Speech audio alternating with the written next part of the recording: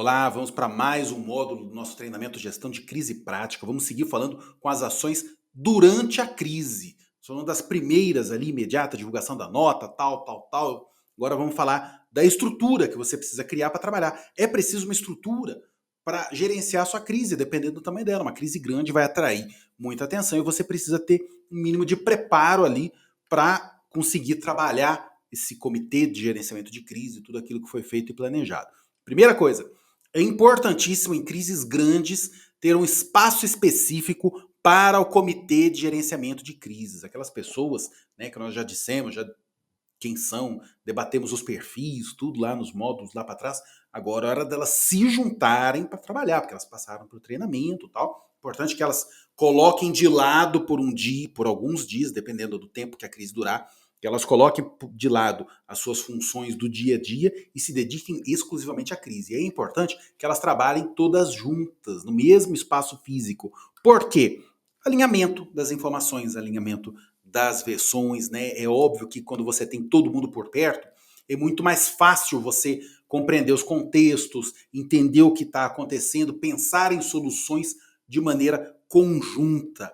É importante que esse espaço seja isolado fisicamente do restante da empresa. A empresa vai estar em estado de alerta, de atenção, os funcionários vão estar tensos, então se eles verem, por exemplo, uma correria, caras desesperadas, feições tensas nessa sala do comitê de gerenciamento de crise, nessa sala de guerra, como muita gente chama, você vai transferir esse nervosismo para toda a empresa. Até para não serem interrompidas, também ficar o tempo todo gente passando, o pessoal batendo na porta, e aí, como é que tá? Não.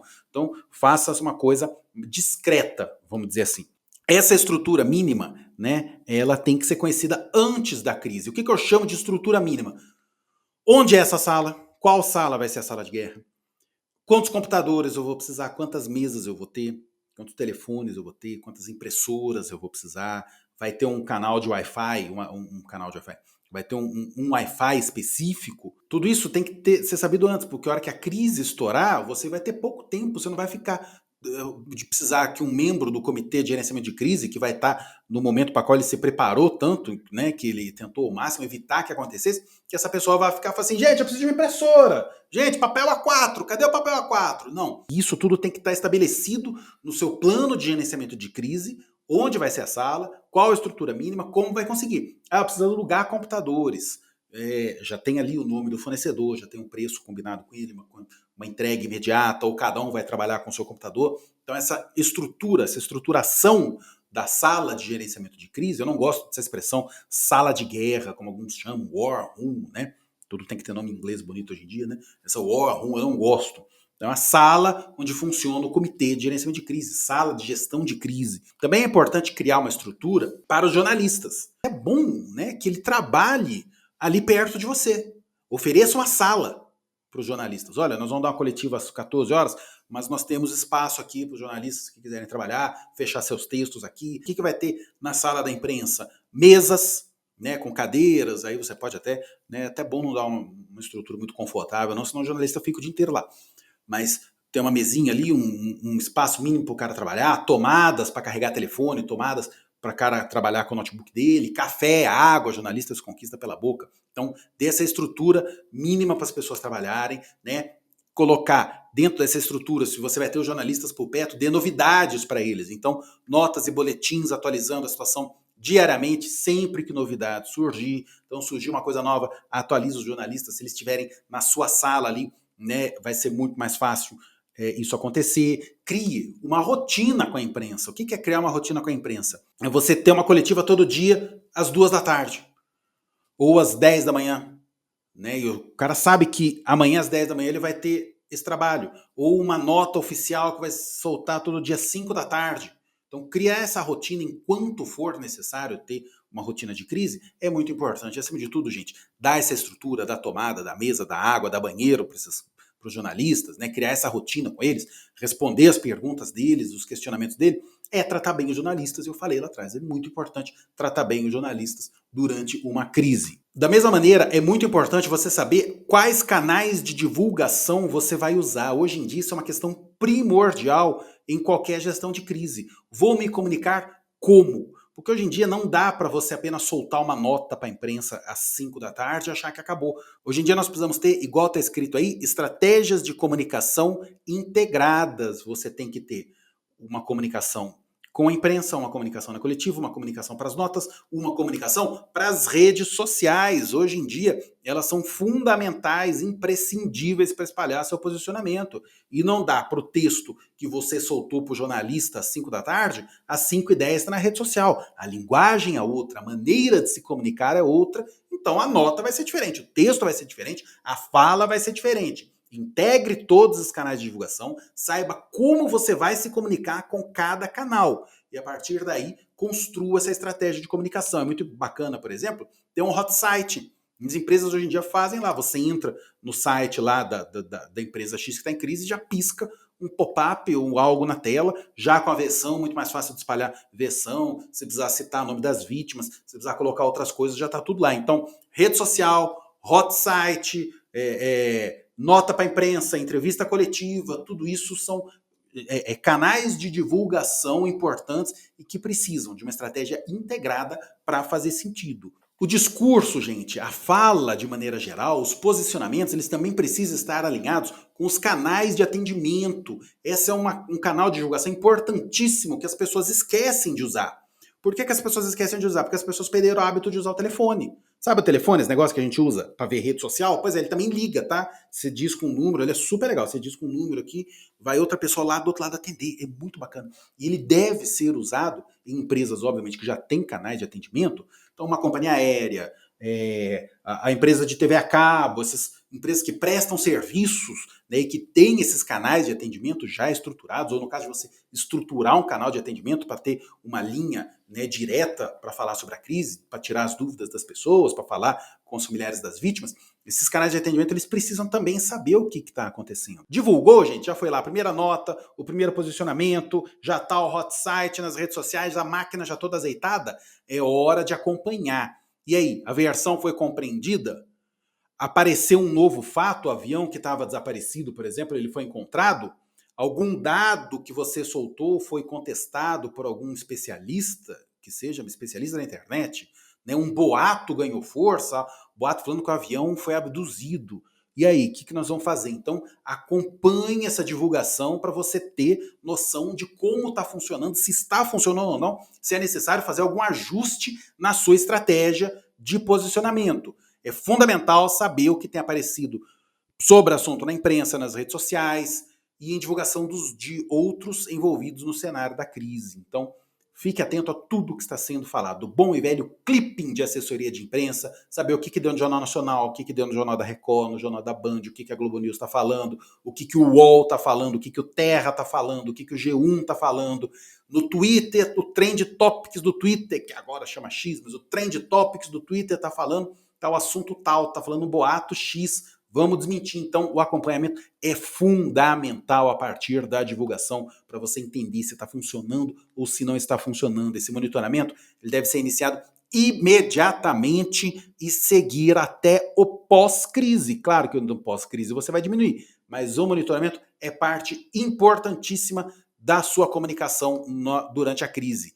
E aí, a partir do que está sendo dito na rede social, posicionamentos, versões, entrevistas devem levar em conta essa repercussão. É aquilo que eu falei. Tomou conta um boato na rede social, surgiu uma foto de sei lá o que, de sei lá de onde, é aí que você vai desmentir. Você tem que estar ciente que isso está acontecendo para poder desmentir essa versão. E a partir do momento que você faz a divulgação, a companhia, a organização, ela deve se colocar como fonte de informações. Tudo vem de mim. Eu citei o caso da TAM lá em 1996, ela dava 2 entrevistas coletivas por dia, com as novidades ou sem as novidades, mas atendia a imprensa, rebatia os boatos, colocava o que tinha para ser dito. Ela se colocava como fonte de informação. Você vai, por exemplo, para ser a fonte de informações, dar entrevistas coletivas sempre que possível. Cria essa rotina, uma crise grande, vamos criar uma rotina de dar pelo menos uma coletiva por dia, num horário bom para fechamento do jornal, não adianta você dar uma coletiva às 9 da noite, né? Faz ali fim de tarde, meio de tarde, para dar tempo de entrar nos telejornais das 7, das 8. Então, dê entrevistas coletivas e aí estruture bem a coletiva.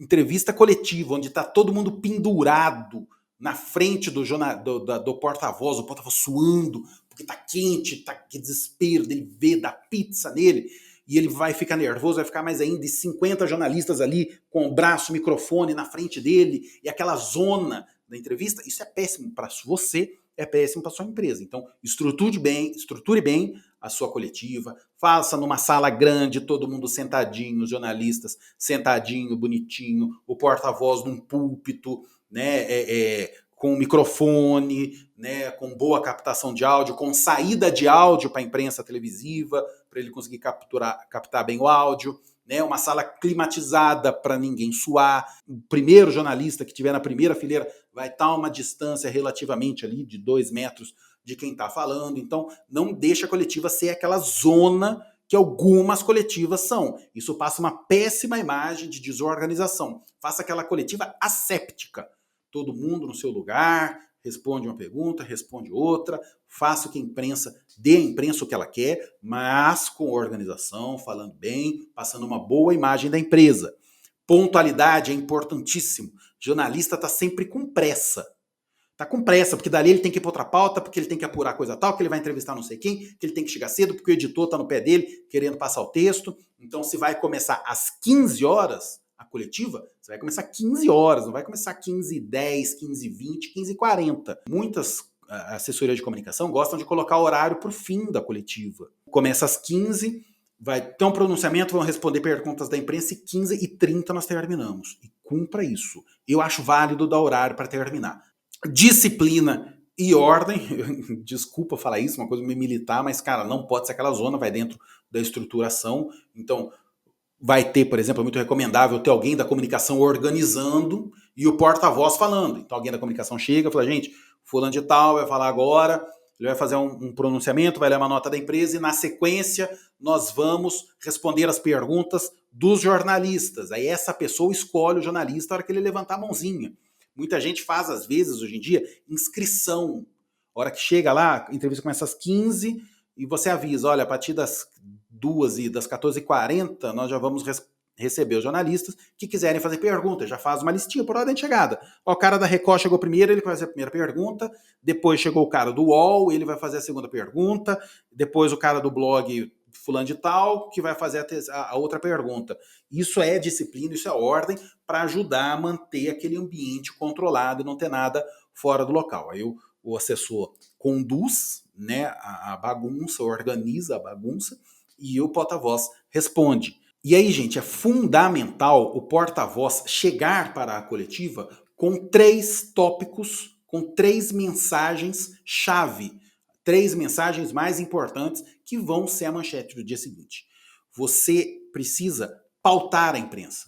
Lembra, você, companhia, organização, é a fonte da imprensa? Então, prepare, dê à imprensa novidades, dê a manchete do dia seguinte. Olha, não foi um telefone celular que derrubou esse avião.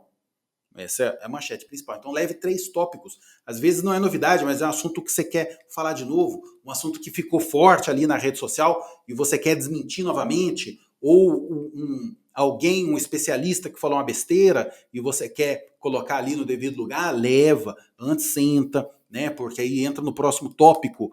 Prepare o porta-voz a cada sessão e aí virar para ele e falar assim, olha, cara, tá tendo um boato forte na rede social, ficou em primeiro lugar nos trending topics do Twitter, falando coisa tal, nós precisamos desmentir, nós vamos desmentir de maneira tal, tal, tal e tal. Faz uma colinha, deixa lá pro porta-voz e ele vai se lembrar que ele precisa falar várias vezes essa mensagem ali para desmentir aquilo ali, desminta peremptoriamente, com certeza do que está falando, a certeza na fala, lembra que eu falei? Então vá lá, coloque dados, coloque fatos, comprove o que você está falando e paute a imprensa. E isso vai também do preparo do porta-voz, né, de meia horinha antes, ali 1 hora antes, até mais, porque é importantíssimo, né? Ele está preparado, saber as novidades, saber quais são as descobertas, saber o que está rolando nas redes sociais, saber o que ele precisa falar e quais mensagens são mais importantes. Talvez até fazer simulação de perguntas também é muito válido com ele. Entrevistas coletivas como canal de divulgação durante a crise são muito importantes para grandes crises. E aí cabe ao porta-voz e cabe à empresa encarar como uma oportunidade, não como um jogo de sobrevivência. Você, porta-voz, não está sendo atirado aos leões ali para se ferrar na frente de todo mundo. Não, é um jogo, é uma questão de oportunidade para você esclarecer, colocar a versão da empresa, colocar os fatos que precisam ser elucidados. Então, é uma ótima oportunidade para colocar as suas mensagens na boca da imprensa.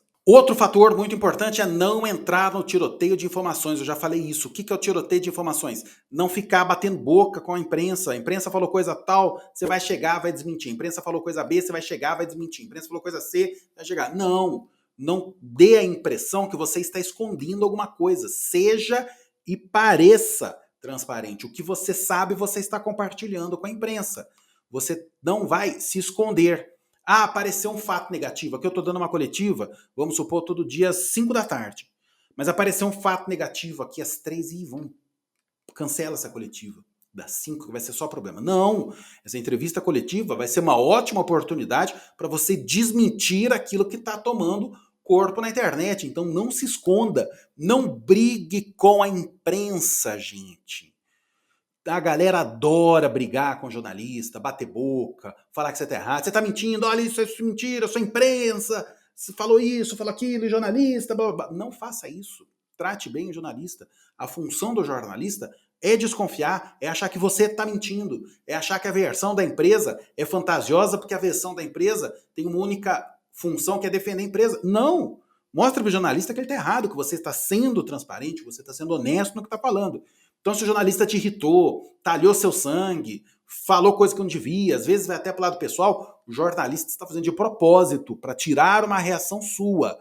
Porta-voz precisa de jogo de cintura, calma, equilíbrio, controle emocional. Seja o porta-voz que não vai bater boca com a imprensa, que não vai brigar com jornalistas, porque muitas vezes brigar com jornalistas é brigar com os fatos. Apareceu um boato, gente, desminta, eu falei, né, disso, apareceu um boato lá na rede social. A rede social é só isso, né, só para aparecer boato. Então desminta esse boato com rapidez, algo que foi tirado do contexto, né? Prove cabalmente que esse boato é falso, é você provar, você mostrar que aquilo ali que está sendo falado nas redes sociais não existe, não tem cabimento, não tem lógica. Olha aqui, tá aqui, ó. Tá aqui o que a pessoa tá falando. Me falaram que o Leandro estava dando um curso com uma arma na mão. Não, olha, estou provando cabalmente que isso é um boato. Olha, isso daqui é um passador de slide, porque eu tenho, mesmo PowerPoint que você está vendo aí na tela, eu estou vendo aqui. Então prove, isso aqui está acontecendo aqui. Vou usar a rede social, vou gravar um vídeo meu, um Reels na rede social, ou no feed, né? Coisa mais importante. Gente, falaram aí, ó, que é uma arma, não, é um passador de slide, está aqui na minha mão. Então convoque a imprensa, use os meios possíveis e seja rápido. Investigue a origem. Quem colocou esse boato que o Leandro está dando um treinamento com a arma na mão? Não, foi fulano de tal. Notifique ele. Entra na justiça, entra com uma liminar pedindo imediatamente que ele prove, que ele fale a verdade. Você tem que colocar a sua versão, acompanhar, ficar de olho, até porque a divulgação vai pautar as próximas divulgações.